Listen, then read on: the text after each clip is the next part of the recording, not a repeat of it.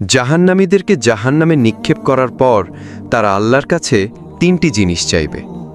1 number, জাহান্নামীরা বলবে, হে আল্লাহ, আমাকে এত কষ্ট না দিয়ে আমার মৃত্যু দিয়ে দাও। তখন আল্লাহ তাআলা বলবেন, হে বান্দা, জাহান্নামে কোনো মৃত্যু নেই। নাম্বার 2, জাহান্নামীরা তখন বলবে, হে আল্লাহ, তাহলে আমাদের জাহান্নামের আযাব একটু হালকা করে দেন। 1 মাসে অন্তত 1 দিন বিরতি দেন, অথবা 24 ঘন্টার মধ্যে আমাদের 10 মিনিট হলেও আযাব থেকে বিরত রাখুন।